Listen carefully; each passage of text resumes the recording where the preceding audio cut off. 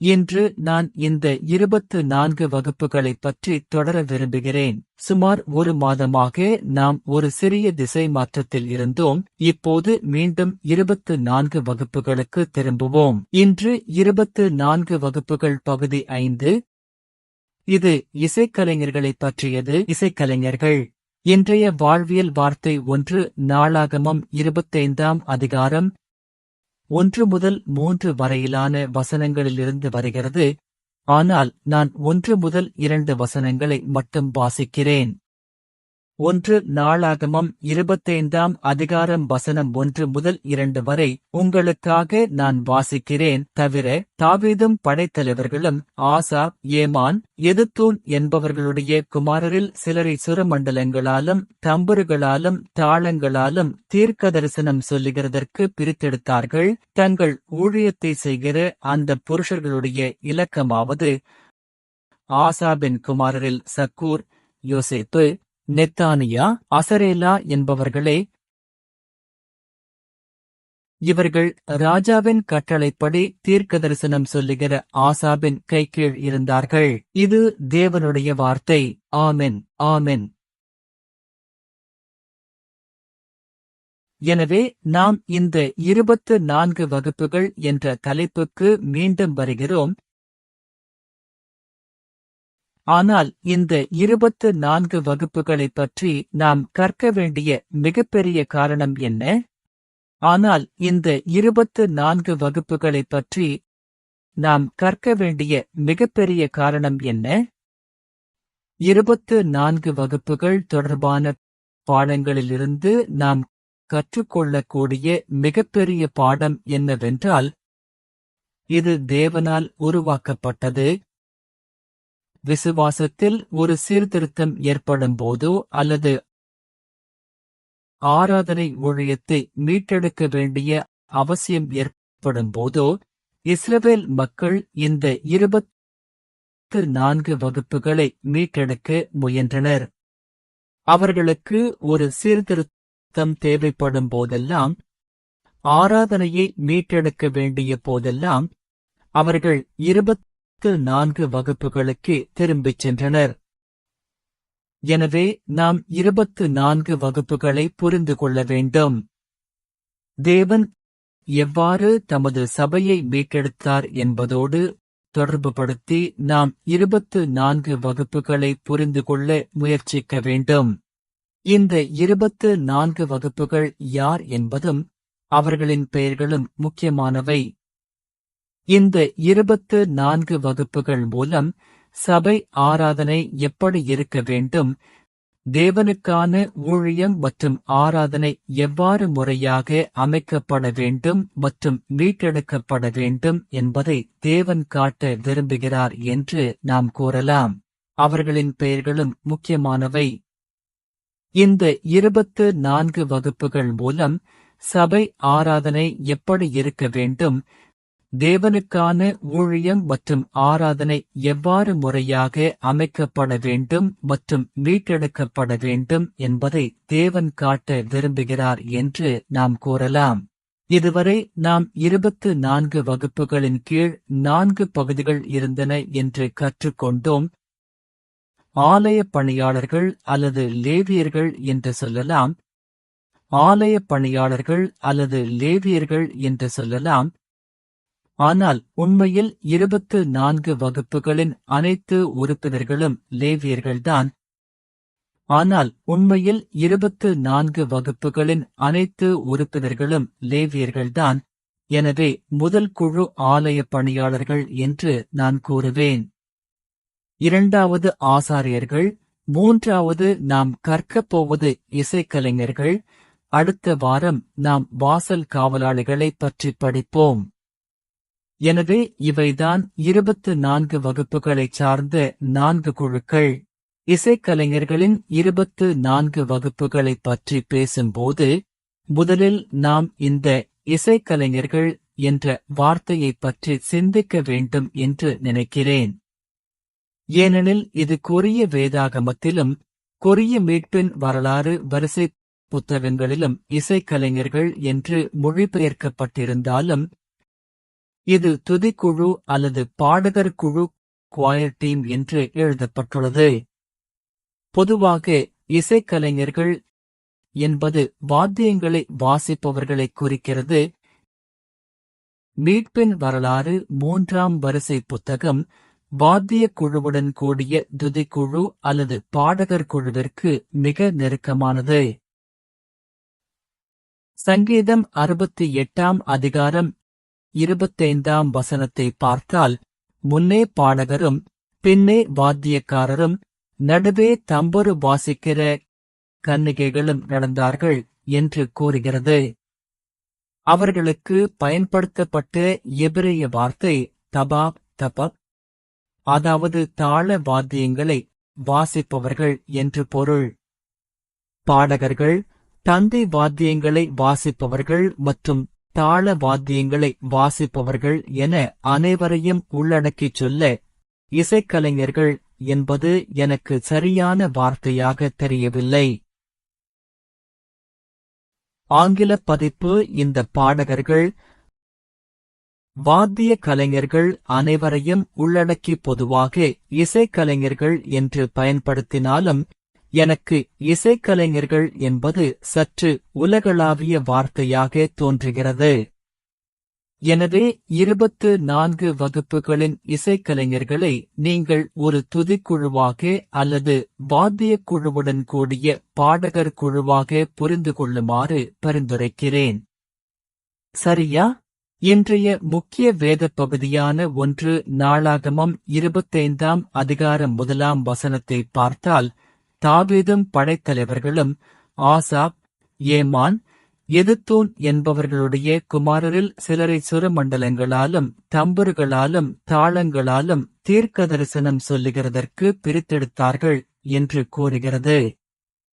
எனவே அவர்கள் வெறும் பாடிக்கொண்டிருக்கவில்லை, அவர்கள் வெறும் வாத்தியங்களை மட்டும் வாசிக்கவில்லை, மாறாக அவர்கள் தீர்க்கதரிசனம் சொல்லிக் கொண்டிருந்தார்கள்.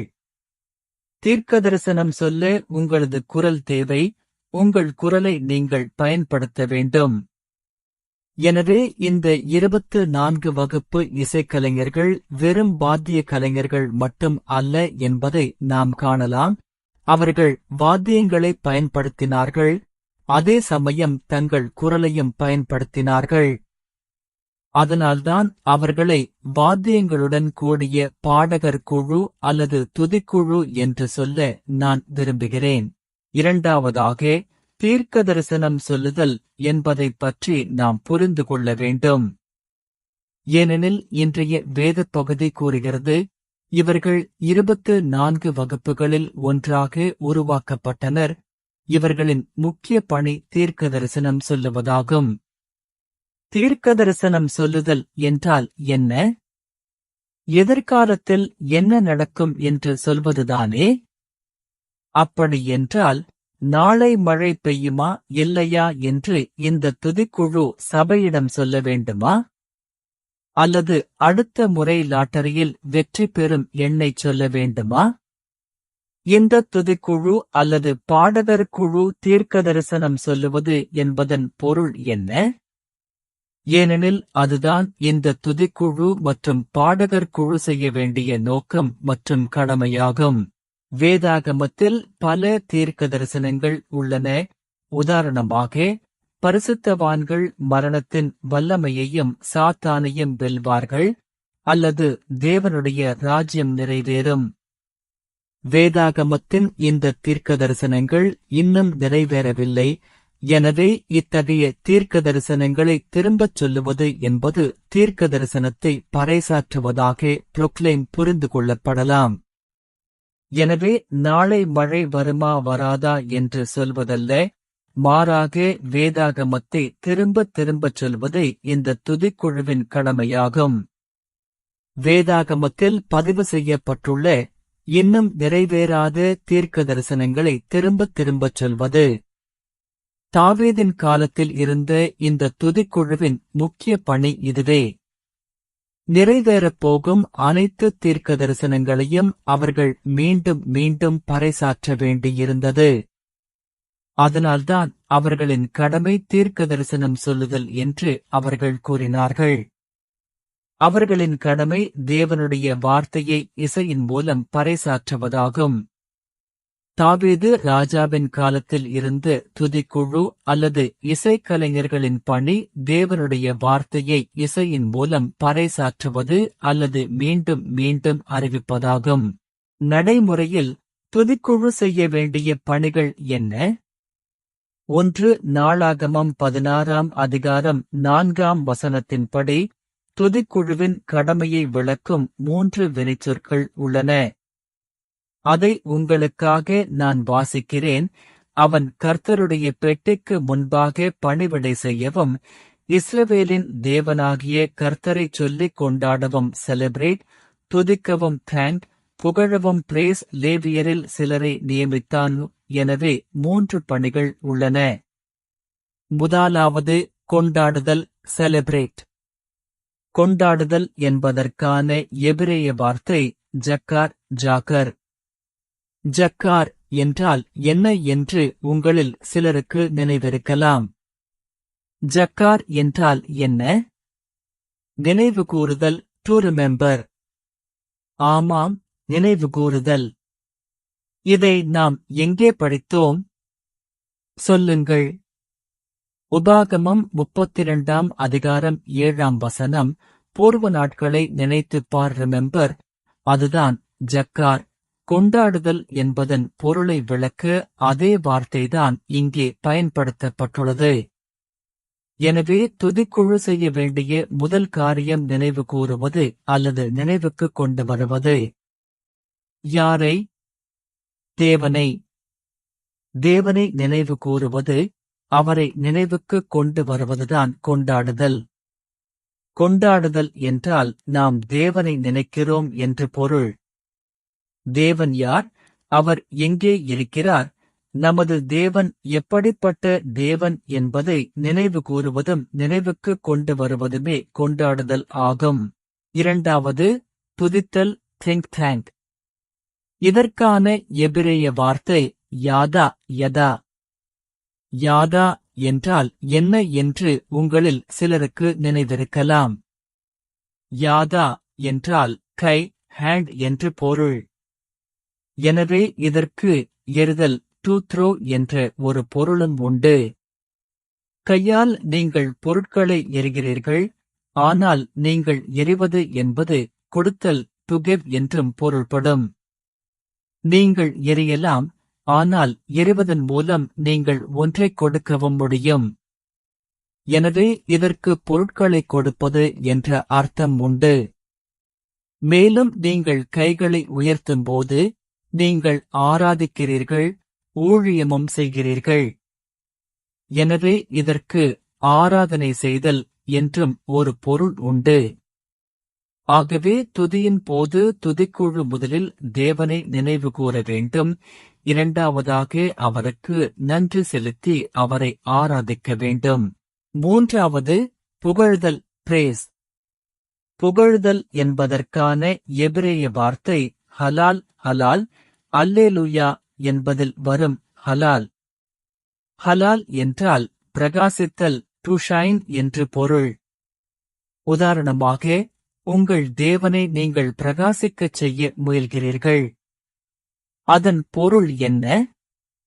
உங்கள் தேவனை மகிமைப்படுத்த நீங்கள் முயல்கிறீர்கள், உங்கள் தேவனைப் பற்றி பெருமை பாராட்டுதல்.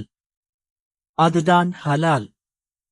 ஹலால் என்பது உங்கள் தேவனைப் பற்றி பெருமை பாராட்டுவதும் உங்கள் தேவனை மகிமைப்படுத்துவதும் ஆகும். எனவே உங்கள் தேவனை நினைவு கூறுதல், நன்றி செலுத்துதல் மற்றும் அவரைப் பற்றி பெருமை பாராட்டுதல். இவைதான் துதியின் உள்ளடக்கங்கள் அல்லது துதிக்குழு அல்லது இசைக்கலைஞர்கள் செய்ய வேண்டிய பணிகள். ஆராதனை நேரத்தின் போது ஆராதனைக்கான ஆயத்த நேரமாக உண்மையில் அது அப்படி இல்லை. ஆராதனை என்பது ஆயத்த நேரம் அல்ல.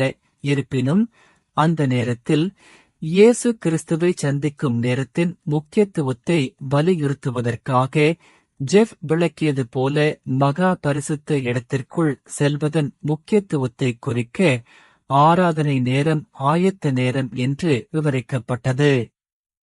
இருப்பினும் பின்னர் பியோங்காஞ்சேவில் பெயோங்கங்கஜே, இதை ஆராதனைக்கு அழைப்பு, கால் டு வர்ஷிப் அல்லது துதி மற்றும் ஆராதனை என்று அழைக்கச் சொன்னோம். ஆராதனை என்பது ஒரு ஆயத்த நேரம் அல்ல, ஆராதனை என்பது வழிபாட்டின் ஒரு பகுதி. நாம் தேவனுக்குள் செல்லும் நேரம் அது. எனவே துதிக்குழுவின் கடமை என்பது ஆலய பணியாளர்கள் அல்லது ஆசாரியர்களின் கடமையை விட குறைவானது அல்ல. இந்த 24 வகுப்புகளை பாருங்கள். ஆசாரியர் வகுப்பு மற்றவற்றை விட முக்கியமானது என்று நாம் சொல்ல முடியாது. தேவனுக்கு முறையான ஆராதனையை வழங்க ஆலய பணியாளர்கள், ஆசாரியர்கள், துதிக்குழு மற்றும் வாசல் காவலாளிகள் என அனைவரும் சமமான முக்கியத்துவம் வாய்ந்தவர்கள். அவர்களில் யாரும் உயர்ந்தவர்களும் இல்லை, தாழ்ந்தவர்களும் இல்லை. ஆலய பணியாளர்கள் என்பவர்கள் சேவை செய்பவர்கள், ஆசாரியர்கள் என்பவர்கள் பலி செலுத்துதலை ஒருங்கிணைப்பவர்கள் அல்லது வழிநடத்துபவர்கள். இன்றைய சூழலில் நாம் போதகர்கள் அல்லது மூப்பர்கள் என்று சொல்லலாம். ஆலய பணியாளர்கள் என்பவர்களை உதவிக்காரர்கள் மற்றும் பிற பணியாளர்கள் எனலாம். துதிக்குழுவின் பணியும் சமமான முக்கியத்துவம் வாய்ந்தது. ஒருவர் இல்லை என்றால் 24 வகுப்புகள் முழுமையடையாது. இருப்பினும் அதன் பொருள் போதகர் துதிக்குழுவை விட முக்கியமானவர் என்பதல்ல. போதகரால் அல்லது பிரசங்கியால் பிரசங்கிக்கப்படும் தேவனுடைய வார்த்தை முக்கியமானதாக இருக்கலாம், ஆனால் போதகர் என்ற நபரே முக்கியமானவர் அல்ல. எனவே இந்த 4 துறைகளும் ஆலய பணியாளர்கள், ஆசாரியர்கள், துதிக்குழு மற்றும் வாசல் காவலாளிகள் சமமான முக்கியத்துவம் வாய்ந்தவை. தேவனுக்கு பிரியமான மற்றும் முறையான ஆராதனையை வழங்க நமக்கு இவர்கள் அனைவரும் தேவை. நிறுவன போதகர் அருட்திரு ஆபிரகாம் பார்க் அவர்கள் அடிக்கடி கூறுவார், ஆராதனை புத்துயிர் பெறும்போது சபையின் எழுச்சி ஏற்படும் என்று. எனவே எனது அன்பு சகோதர சகோதரிகளே, ஆராதனை என்பது நாம் அனைவரும் அறிந்தபடி துதி மற்றும் ஆராதனை முதல் ஆசீர்வாதம் பெனடிக்ஷன் வரையிலான நேரத்தை உள்ளடக்கியது. எனவே துதி மற்றும் ஆராதனை நேரத்தை புறக்கணிக்க வேண்டாம். பிரசங்கத்தின் போது தேவனுடைய வார்த்தையின் ஒரு சிறு பகுதியை அல்லது ஒரு வார்த்தையையாவது புரிந்து கொள்ள தேவன் நமக்கு அறிவொளியூட்ட வேண்டும் என்று நாம் ஜெபிப்பது போலவே, துதியின் நேரத்திலும் தேவன் என் இதயத்தை நிரப்ப வேண்டும் மற்றும் என்னை தொட வேண்டும் என்று நாம் ஜெபிக்க வேண்டும். துதி நேரத்தை ஆராதனையின் மற்ற நேரங்களை விட குறைவான முக்கியத்துவம் வாய்ந்ததாக நினைக்க வேண்டாம். துதி நேரம் முதல் கடைசி நிமிடம் வரை நம்மை முழுமையாக அர்ப்பணிப்போம். அதன் மூலம் முழு ஆராதனையும் நாம் தேவனை சந்திக்கும் நேரமாகவும், அவரை மகிமைப்படுத்த நாம் அவருக்கு கொடுக்கும் நேரமாகவும் அமையட்டும். துதிக்குழு ஏதாவது ஒரு விதத்தில் சிரமப்படுவதை நீங்கள் கண்டால், அவர்களை குறை கூறுவதற்கு பதிலாக, ஓ, அவர்கள் சரியாக பயிற்சி செய்யவில்லை, சரியாக தயாராகவில்லை என்று சொல்வதற்கு பதிலாக அவர்களுக்காக நாம் ஜெபிக்க வேண்டும். துதிக்குழு கஷ்டப்படும் போது நாம் வெறும் பார்வையாளர்கள் அல்ல, நாம் இங்கே டிவி பார்த்துக் கொண்டிருக்கவில்லை. நாம் அனைவரும் சபையாக ஒரே குழுவாக இருக்கிறோம். எனவே துதிக்குழு சிரமப்படுவதைக் கண்டால், ஒருவேளை சத்தமாக இல்லாமல் உங்கள் இதயத்தில், பிதாவே, அவர்களுக்கு உதவி செய்யும், அவர்களை பலப்படுத்தும், அவர்களுக்கு பரிசுத்த ஆவியை தாரும், அவர்கள் எதை தயாரித்திருந்தாலும் அதற்கு மேலாக இங்கே ஆசீர்வாதம் இருக்கட்டும் என்று ஜெபிக்கலாம். நாம் ஒரே குழுவாக ஒருவருக்கொருவர் ஜெபிக்க வேண்டும். துதி நேரத்தின் போது உங்களுக்கு எந்த உணர்வும் ஏற்படவில்லை என்றால் உங்களுக்காகவே ஜெபியுங்கள். உங்கள் இதயத்தில், பிதாவே, நான் மிகவும் சோர்வாக இருக்கலாம், பிஸியாக இருக்கலாம் அல்லது என் கவனம் சிதறியிருக்கலாம். பிதாவே, எனக்கு துதியின் ஆவியைத் தாரும்.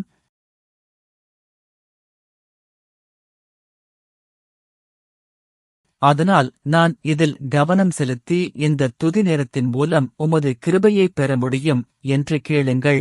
இந்த லார்ட்ஸ் கவர்னன்ட் சர்ச்சில் லோர்ட்ஸ் கோவனன்ட் சர்ச் துதி நேரத்தை ஆராதனையின் மற்ற நேரங்களை விடக் குறைவாக கருதுபவர்கள் யாரும் இருக்க மாட்டார்கள் என்று நான் நம்புகிறேன்.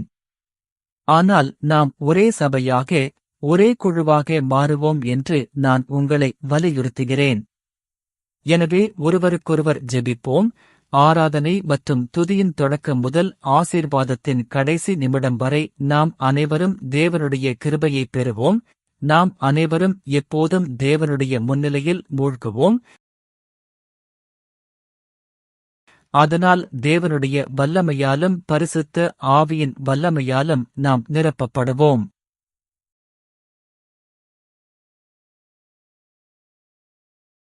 நாம் அவ்வாறு செய்யும்போது தேவன் உங்களிலும் இந்த சபையிலும் தனது மிகப்பெரிய எழுச்சியைக் கொண்டு வருவார் என்று நான் நம்புகிறேன். ஆமென். ஆமென். அடுத்ததாக தேவனுக்கு முன்பாக துதிப்போம். துதியைப் பற்றி பேசும்போது சில நேரங்களில் மக்கள் இது ஒரு காராவுகே நேரம் என்று நினைக்கிறார்கள். எனது பாடும் திறமையையோ அல்லது இசை திறமையையோ காட்டிக்கொள்ளும் அல்லது பெருமைப்படும் நேரம் என்று நினைக்கிறார்கள். இருப்பினும் துதியானது 24 வகுப்புகளுக்கு முன்பாக அல்ல, தேவனுக்கு முன்பாகச் செய்யப்பட வேண்டும் என்று வேதாகமம் நமக்கு கற்பிக்கிறது. தாவீது ராஜா மரணமடையும் தருவாயில் இருந்தபோதுதான் 24 வகுப்புகள் உருவாக்கப்பட்டன.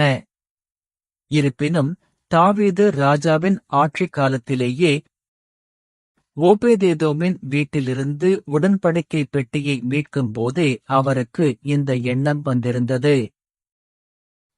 அவர் ஏற்கனவே ஒருமுறை தோல்வியுற்றார். அவர் அதை கொண்டுவர முயன்றார். ஆனால் ஊசா அதை தொட்டதால் இறந்து போனார். அதனால் அவர் தோல்வியுற்றார். எனவே 2வது முறையாக பெத்லகேம் வீட்டிலிருந்து உடன்படிக்கை பெட்டியை மீட்கும்போது தாவீது ராஜா இப்போது அனைத்து லேவியர்களையும் தயார் செய்தார்.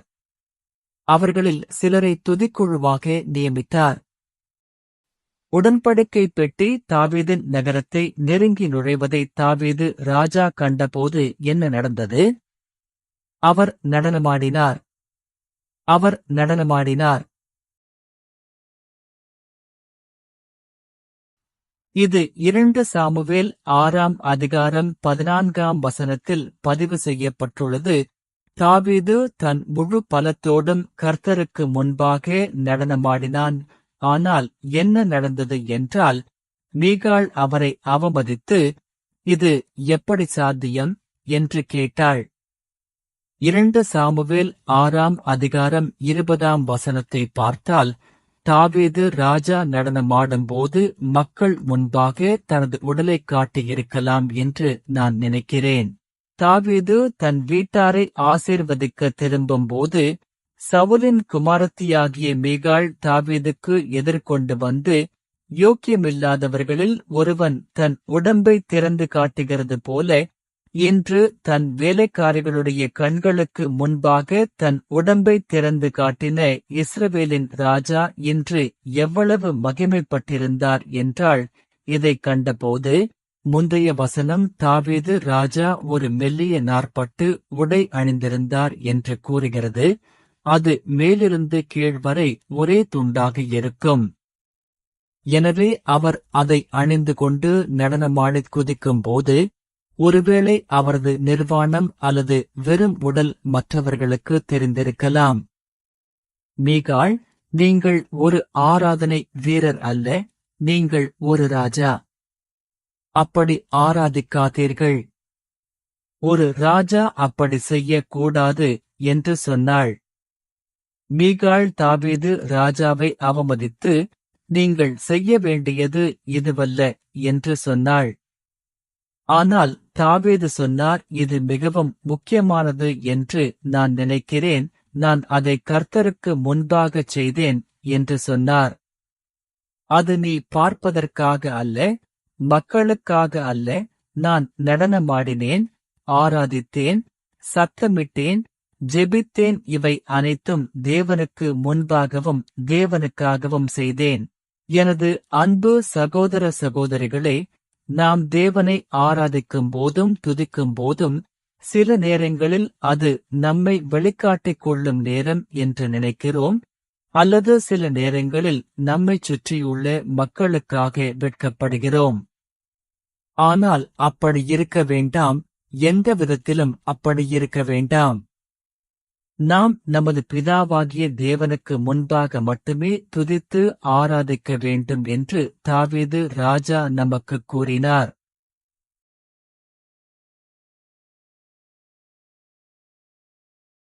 நீங்கள் ஒரு சிறந்த பாடகரா இல்லையா என்பது முக்கியமல்ல, உங்கள் குரல் நன்றாக இருக்கிறதா இல்லையா என்பதும் முக்கியமல்ல. துதி என்பது அதை பற்றியது அல்ல. துதி என்பது நீங்கள் தேவனை மகிமைப்படுத்துவது, தேவனை துதிப்பது, உங்கள் இதயத்தை நமது பிதாவாகிய தேவனுக்கு முன்பாக கொடுப்பதாகும்.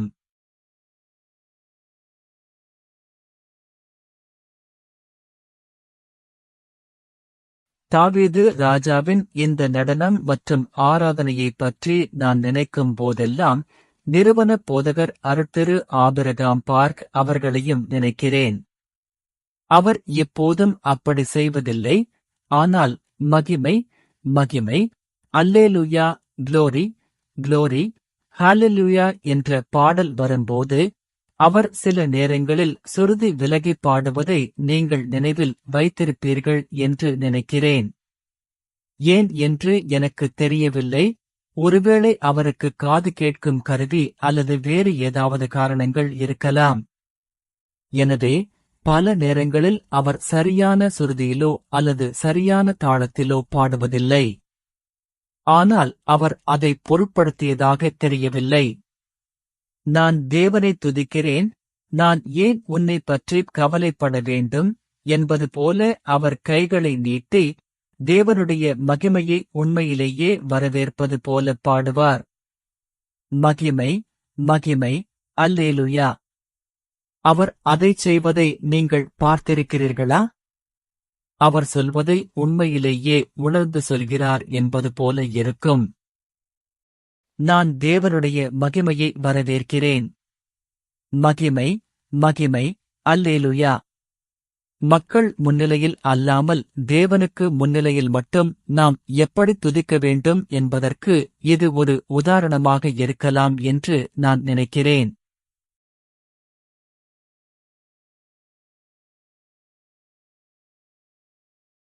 சில 1000 அல்லது 10,000 விசுவாசிகளைக் கொண்ட ஒரு சபையின் போதகராக இருந்து கொண்டு சுருதி தப்பிய பாடகராக அல்லது தாளம் தப்பிய பாடகராக தெரிய யாராவது விரும்புவார்களா? ஆனால் நிறுவன போதகர் அதை பொருட்படுத்தவில்லை. நான் தேவனை துதிக்கிறேன், அதுதான் முக்கியம் என்று நினைக்கிறேன். நாம் தேவனை துதிக்கிறோம், துதிக்க வேண்டும்.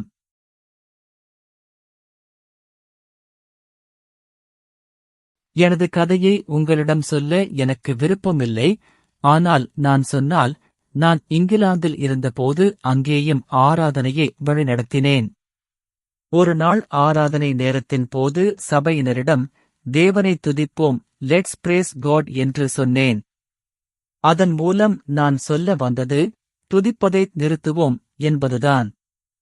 ஏனெனில் கொரியாவில் நாம் தேவனை துதிப்போம் என்று சொல்லும்போது இசையை நிறுத்துவோம், ஆராதனையை நிறுத்துவோம் என்று பொருள்.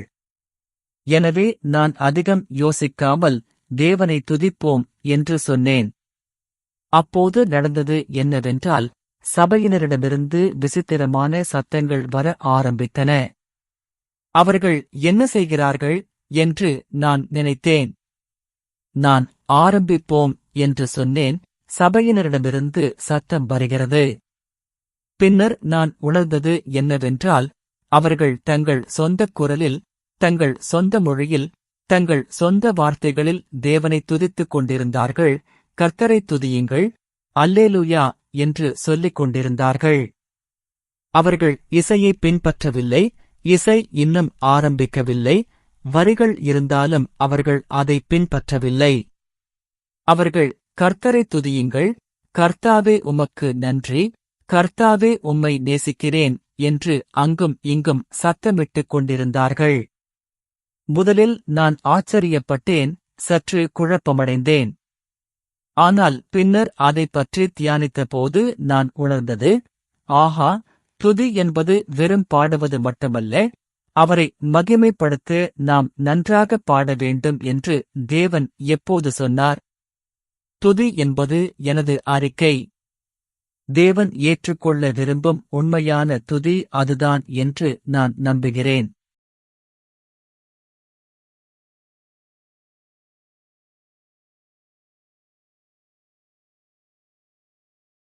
நான் நிறைய பிரசங்கித்திருக்கிறேன், எனவே அதைப் பற்றி நிறைய யோசித்தேன். மக்களை மீண்டும் லார்ட்ஸ் கவர்னன்ட் சர்ச்சிற்கு எப்படி கொண்டு வருவது? ஆன்லைன் ஆராதனையிலிருந்து ஆஃப்லைன் ஆராதனைக்கு மக்களை எப்படி திருப்புவது? பரிசுத்த ஸ்தலத்தில் ஆன்மீக குடும்ப உறுப்பினர்கள் மற்றும் சகோதர சகோதரிகளுடன் சேர்ந்து தேவனை ஆராதிக்க வைப்பது எப்படி? அந்த இலக்கை நாம் எப்படி அடைய வேண்டும்?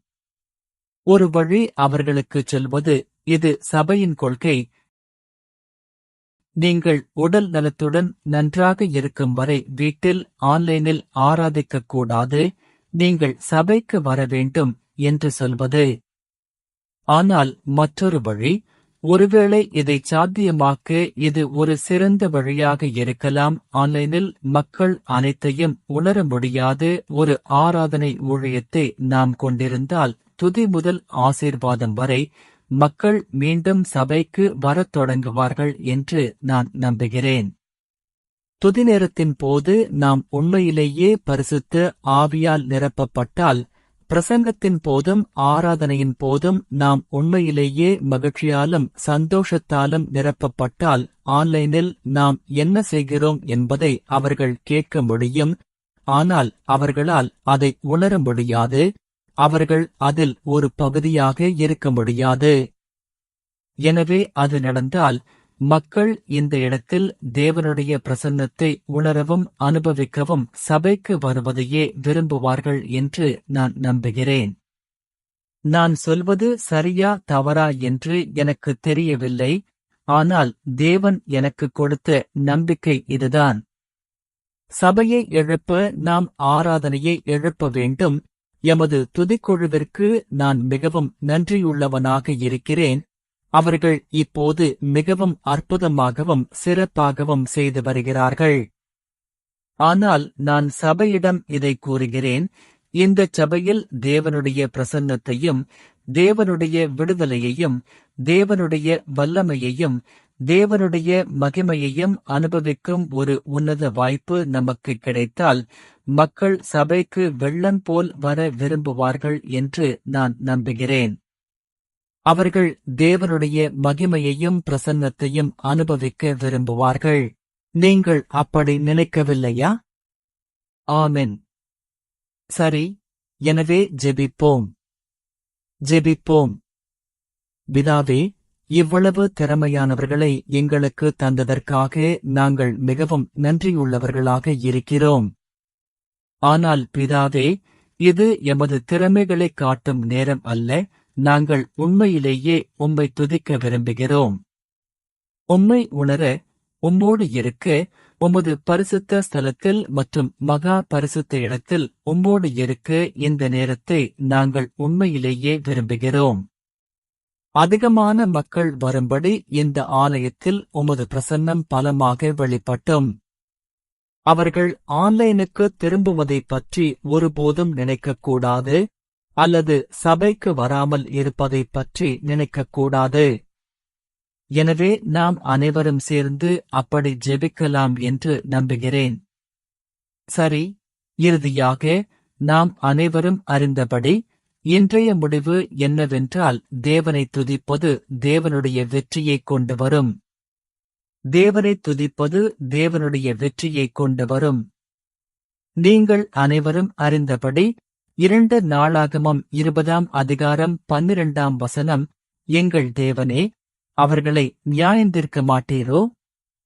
எங்களுக்கு விரோதமாக வந்த இந்த திரளான கூட்டத்திற்கு முன்பாக நிற்க எங்களுக்கு பலனில்லை. நாங்கள் செய்ய வேண்டியது இன்னதென்று எங்களுக்கு தெரியவில்லை. எங்கள் கண்கள் உம்மையே நோக்கிக் கொண்டிருக்கிறது என்றார்கள். இங்கே நீங்கள் காண்பது போல, இது யோசபாத் ராஜா மற்றும் அம்மோனியர்கள். அம்மோனிய படை அவர்களுக்கு எதிராக போர் புரிந்தது.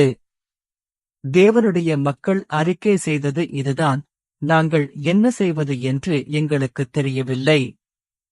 எதிரிகள் மிகவும் பெரியவர்கள். எங்களுக்கு என்ன செய்வது என்று தெரியவில்லை.